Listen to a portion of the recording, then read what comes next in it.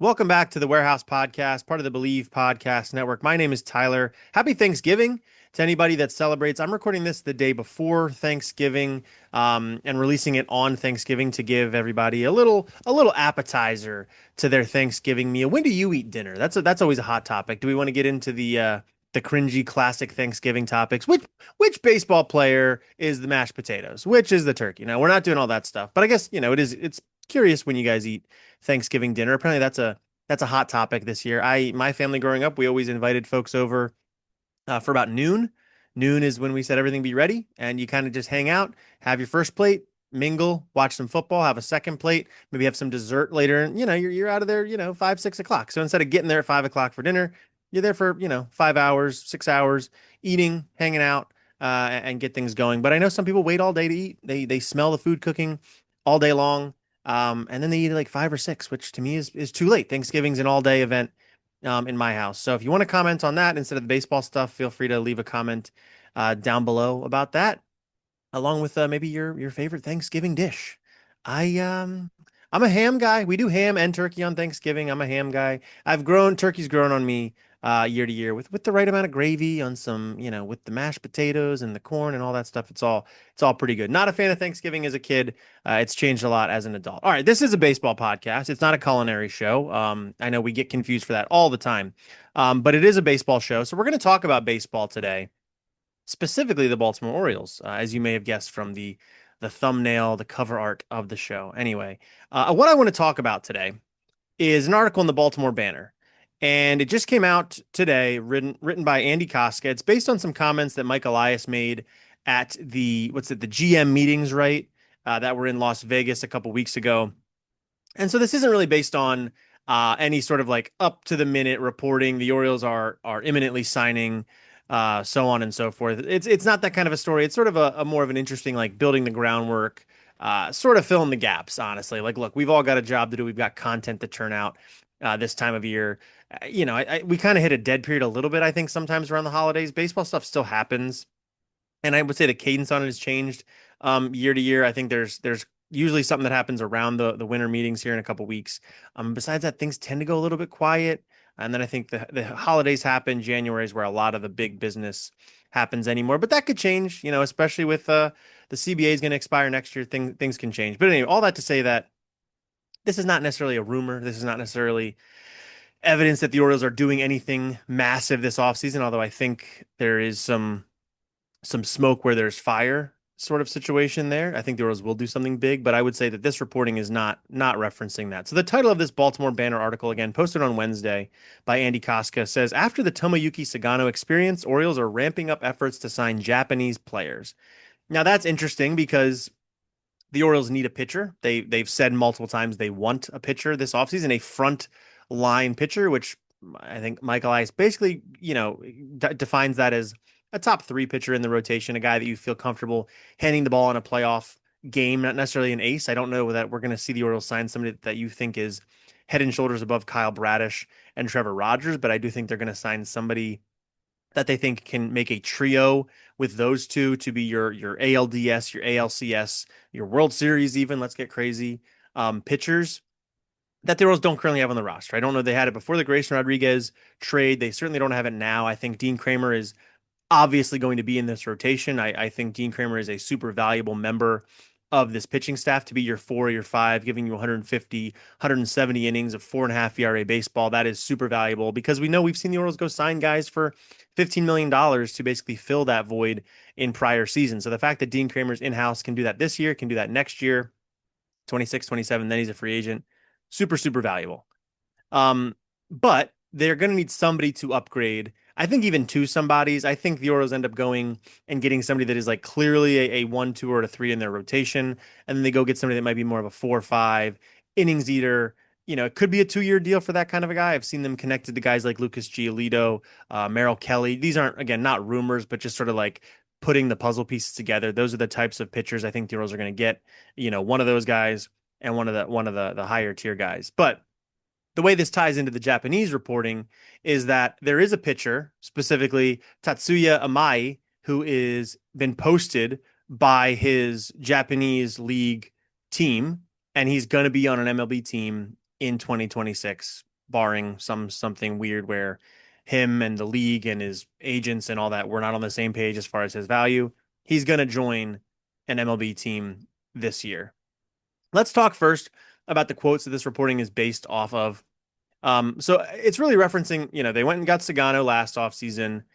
Prior to this, the Orioles, Shintaro Fujinami was an Oriole under Mike Elias not that long ago. That didn't go great, and that wasn't the same sort of like they went to Japan and got him. He was already over here and with the A's and, starting, relieving, threw really hard, didn't know where it was going, all that kind of stuff. But again, Japanese pitcher that I'm sure in Japan is a familiar name that helps get the Orioles name out there a little bit. Sagano, a bigger deal because they kind of went. He was his this was his first and maybe only stop in MLB after being a really good career pitcher in Japan. He didn't have to go through the posting system because he was already a professional for so long.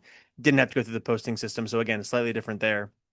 And then um, uh, prior to that, it was Koji Uehara, who was an Oriole, in the Dan Duquette days. Remember, had Koji was a really good reliever for us. Got traded to the Texans as part of the Chris Davis deal. Again, a really good deal. But then had a decent stint with the Rangers. I think won a World Series with the Red Sox. So the Orioles do have some history of Japanese players. Then of course Wei Yin Chen again with Dan Duquette, not Japanese. Played in, I believe, was he playing in the Korean League? I can't remember if he's playing in Korea or Japan. I know he was Taiwanese. But again, the Orioles have had Asian players, the last 2 decades. Pretty consistently, they have one every couple of years. And what Mike Elias said to Casca at the GM meetings was in reference to Tomoyuki Sagano. He said he had a very successful transition to Major League Baseball. We loved having him. I think it was wonderful for the Baltimore Orioles to have a star from Japan choose our team and have a positive experience. Again, Sagano didn't have a great year, but I think he was kind of the type of pitcher I think the Orioles might go try to get again. Maybe a slight upgrade they want from Sagano, and that might be why he's not coming back. Maybe he doesn't want to come back, but was sort of an average-ish innings eater type, which was valuable for the 2025 team, but I think they probably want to improve that. Continuing on with other quotes from Elias, he goes, "We're ramping that up in reference to signing Japanese players." He said last year was a start, but we have scouts in the front office who are experienced in Asia. They make multiple trips a year. We have executives who know what they're doing. Our owners have experience doing business in Japan. And it's something that, as you see the talent level in that league, it seems to be in a hot cycle, and the players are transitioning really successfully. And he goes on and says, you can't ignore the market. Obviously, if you're an East Coast team, it's a little bit of a disadvantage. It seems like the West Coast teams have a bigger advantage, but I think with Sagano, we demonstrated we can be a destination, and we're going to keep working on that. Of course, just referencing the Dodgers getting all these Japanese players, I think that's a two-pronged thing. Of course, before the Dodgers, the Angels ended up getting Shohei Ohtani. Ohtani now on the Dodgers. I think that's a two-pronged thing, though the Dodgers have a lot of money. They're in Los Angeles, which, yes, it's on the West Coast. It's also a massive market, an international city. And then being on the West Coast, of course, is much closer to Japan than the East Coast is. Because we've seen, the Yankees are a massive market. They haven't been getting these Japanese players recently. They really haven't had one since Masahiro Tanaka. And that was, a decade ago now. It's maybe more than that since they got him. So obviously it's not just a big market thing. Not, it does seem to be a West Coast and maybe a Dodger specific thing. Um, but I think those quotes are interesting because the Orioles have been tangentially connected to Amai, and I think that's mostly, again, just people putting puzzle pieces together and saying the Orioles need a front of the rotation um, pitcher, or a 1, 2, or a 3. Amai is a guy that you don't have to do the qualifying offer, although we'll get into that you kind of got to pay more than the qualifying offer price of a prospect to get him. You got to pay money um, with the posting system, but he's out there. The Orioles just had a Japanese player last year. They've got money to spend. Their ownership group has made it clear like money is not an issue necessarily, within reason. So why not Amai? And I think, let's look at Amai real quick to talk about the pitcher you can expect. So not a huge guy. He's listed at 5'11", 154 pounds. He looks a little bigger than 154 pounds to me in the videos I've seen, but that's what he's listed at, 5'11", 154 pounds. Last year with Saibu, he had a 1.92 ERA over 163 and 2/3 innings and had 178 strikeouts in those innings and a whip of 0.892. So clearly really good numbers there. It is Japan versus MLB, so not apples to apples there. But 163 innings, 163.2 innings last year, 173 103.1 innings in 2024, 158 innings in 2023. In 2022, only 79 and a third, but then in 21, 163 and a third. And then in 2020, 82 and two thirds. So, 2020 was weird for everybody. But I think, like, in general, the last 5 years, pretty consistently 150 inning guy. Had only 79 innings in 2022, but apart from that, pretty solid. Is a guy that has clearly grown. If you look at his ERA early in his career, it's a lot of fours and fives, even a six in there. And then 2021 happens. He's a 3.2 ERA. He's a 2.04 ERA in 2022. He's a 2.45 ERA in 2023. He's a 2.34 ERA in 2024 and a 1.92 ERA in 2025. So the guy has definitely been ramping up. He's definitely pitching his best baseball of his career to this point, and it's a good time for him to make a jump there. Um, then I had this pulled up and now I can't seem to find it. I might read it off screen over here where if you're looking on YouTube, which is a good reminder, a good plug for the YouTube, is to go over to YouTube, and we have a YouTube channel. It's absolutely free to subscribe to it. And what you can do is you can look at me, my face. You can get, if you've ever wondered what these sultry tones, what body they're coming out of, you can go over to YouTube and check me out. I am there. You can also see my screen when I'm kind of flipping around and being a little chaotic, and the stuff I'm looking at there. The numbers I know sometimes are easier to visualize than to hear me read them out time and time again.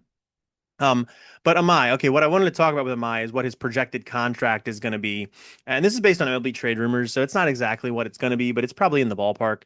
They estimate him as getting a 6 year, $150 million contract, which is $25 million per year. He is 27 years old. He'll be 27 on opening day, but he will turn 28 in early May. So next year will be his age 28 season. So you're signing him for 5 years. You're going to be signing him through his age 33 season, 28, 29, 30, 31, 30, through his age 32 season.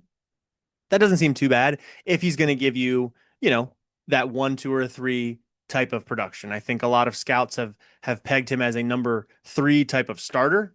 So if you kind of view that as a 3.5 ERA type of pitcher, I think that's pretty good value for 5 years. If he's going to do that for 5 years, I think that's, or 6 years, that's not going to be too big of a deal. Now, the other thing to talk about with Japanese players is the posting system. I'm not going to read all this out. You can go to MLB's website and look up their Japanese posting system, like glossary, their definition of it. But essentially, it's the posting. I think years ago, the posting system was like crazy. I think with like Daisuke Matsuzaka, they had to like agree to a sum of the posting fee up front, and then the contract was a totally different fee. Now the two numbers are connected to one another, and they are just a percentage of whatever the final value of the contract is going to be. So for reference, for major league contracts with a total guaranteed value of $25 million or less, the release fee is going to be 20% of that total. And that's consistent through all of the contracts. Once they go above 25 million, then the next like chunk of money, so 0 to 25 million is taxed at 20%, and then 25 to 50 million is taxed at 17.5%. And then beyond that, it just keeps kind of compiling. So if they are, let's look, if they're $150 million, so that would be to 50 to 25. Okay. Okay, so I'm not going to get all these numbers because I didn't do the math before, but you can kind of visualize what it means. It's going to at least add, 18-ish% to whatever the contract is going to be. So if he's paying $150 million, if he's paid $150 million for the length of the contract, let's do quick maths here, times 1.18. The contract's really more like 177 million over 6 years. So that's 29.5 million. So you're paying him more like almost $30 million a year to be your number three starter. Is that something the Orioles want to do when they could go get, Dylan Cease for maybe less than that, Framber Valdez for about that, maybe less for Michael King, Ranger Suarez. Now you're starting to get out of like ace territory, but you kind of get where I'm coming from. Now, some of those other players come with a qualifying offer, which MI won't come with. You don't have to give up a draft pick for him. You just get the player, but now you're spending more like maybe ace or number two money for a guy that maybe you scout as more of a number three. I think that's going to depend on what the team's, evaluation is of the player. If they don't think he's a $30 million arm, then they're probably not going to pay 30. Or if they don't even think he's close to a $30 million arm, they're probably not going to do that.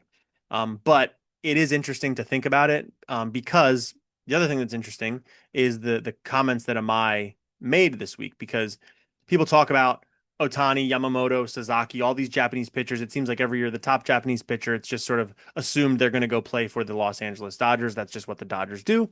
They shell out a ton of money. Los Angeles has a large Asian population and they win a lot of games. It's a very good landing spot for you if you're coming over to America for the first time. It makes a ton of sense.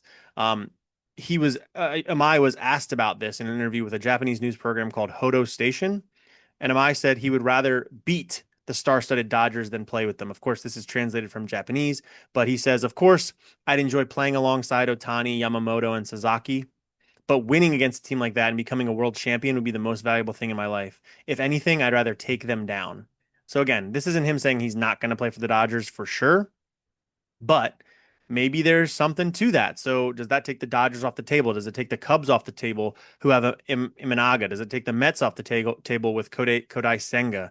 Um, and then he goes on to say, if there were another Japanese player on the same team, I could just ask them about anything, right? And I said, but that's actually not what I'm looking for. In a way, I want to experience that sense of survival. When I come face to face with cultural differences, I want to see how I can overcome them on my own. That's part of what I'm excited about. So maybe he doesn't want a Japanese teammate at all. It's not just the Dodgers. It's like I said, the Cubs, the Mets. The is it the Astros have oh gosh, I forget his name now, the lefty. But I think you know who I'm talking about. Maybe it's the Angels now have him, so he's not going to go to the Angels. Like again, this isn't a guarantee that it's not happening. I think ultimately, money talks. If the Dodgers offer $50 million more than any other team, he's gonna go to the Dodgers. But I think it's an interesting wrinkle that makes it seem, hey, the Orioles, they could go into these waters a little bit. They maybe have some infrastructure there to support a Japanese player. Again, maybe he doesn't want that. He wants to figure it out all by himself. And, if that happens, maybe he's going to be a Brewer. I don't know. But I think it's an interesting circumstance that could indicate the Orioles have a shot here if they want to. Again, you're going to be paying him a premium, probably going to be paying him around $30 million dollars a year once you include the posting fee. Is that something you're interested in doing? It'll be interesting. Other Japanese players that are being posted, I think, aren't as relevant to the Orioles, but since we're talking about quotes that Elias made in reference to Japanese players, I think it's worth just mentioning them. There is Munetaka Murakami. He's a corner infielder, I think a pretty prodigious power type. So had a 1.051 OPS last year with 24 home runs in just 69 games. I think power is his ball game. He had a 659 slug. Really, really impressive. Only 25 years old, about to be 20, or he'll be 26 in February, so age 26 season next year.